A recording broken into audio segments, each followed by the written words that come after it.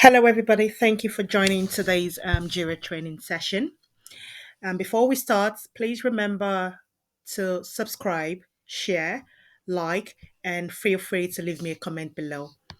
Today, we're going to be focusing on how to grant users or people within your team different roles for their project.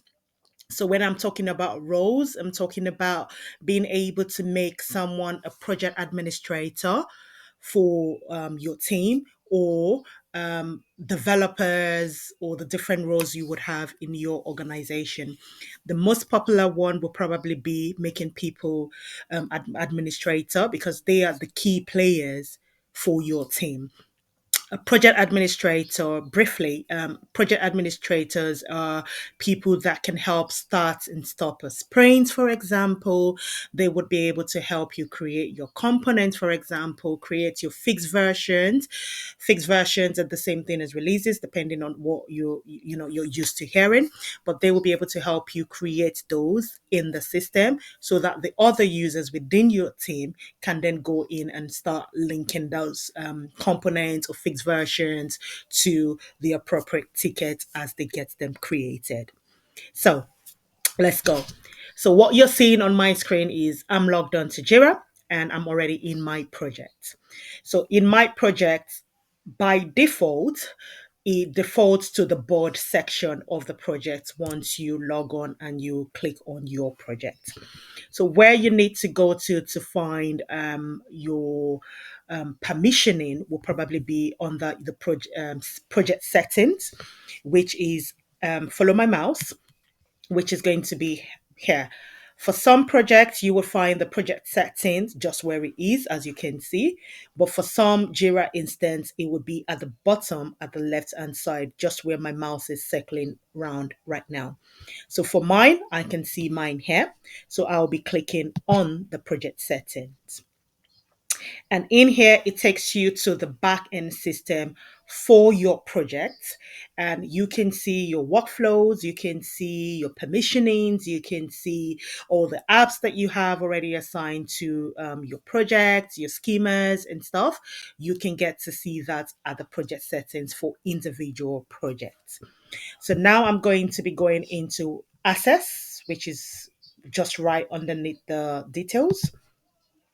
And then when this is opened up, you can see here it says add people. So this is where you need to go to add people to your specific project. Remember, you need to go into the individual project. Every single project in Jira have got different people as administrators or developers or stakeholders or whatever roles you already have defined in there. I'll show you in a minute. So if you click on the add people, now you can see the pop up, and then you can search for the person's name you're trying to add. Okay. So I'm just going to put my name in there, even though I'm already in there. And then at the bottom, you can see here it says roles.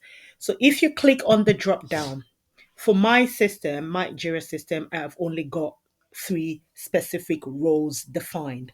But you can have as many roles defined for your team, for your organization.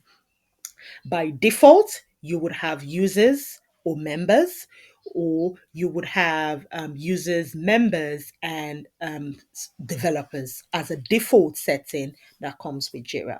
But you can have many roles defined if your organization works that way. Watch out for my subsequent video where I'll be talking about how to actually create those roles if they don't presently exist. And if you want new ones, I will be showing you how to get those created as well. So, for the purpose of this training, I'm just going to be setting myself up as a member. So, once you've clicked on member, you just need to click on add. And then in here, you can see now that I've got that's me. And in there, it shows that I'm an administrator and also a member because I already had myself set up as an administrator.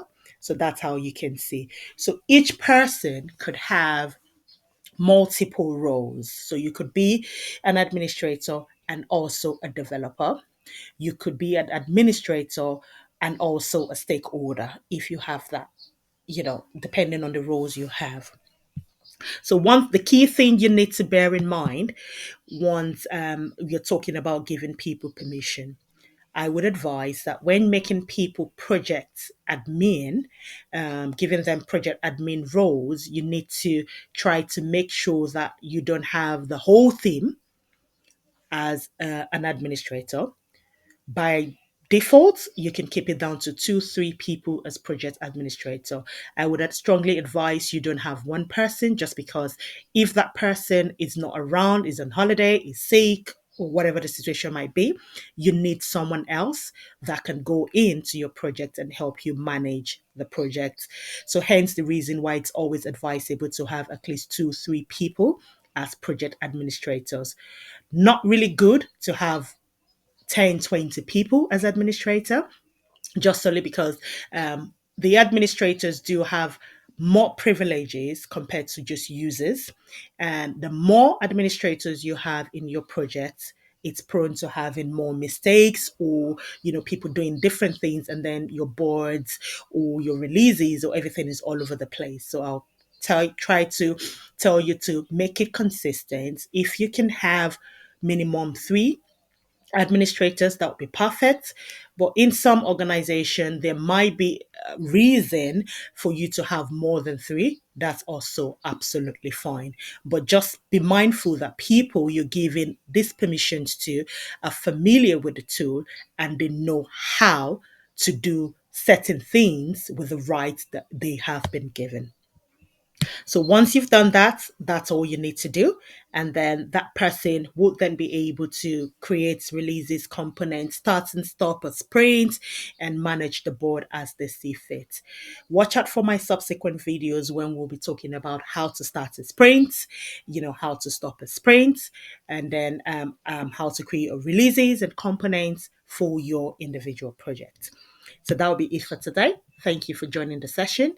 And please remember, like, subscribe, share with your other friends that are interested in Jira, and feel free to leave me a comment at the comment sections if you have anything, questions, or you're trying to do something in your organization and you don't know how to. Leave me a comment below, and I'll be sure to get back to you. Thank you, and see you in the next session.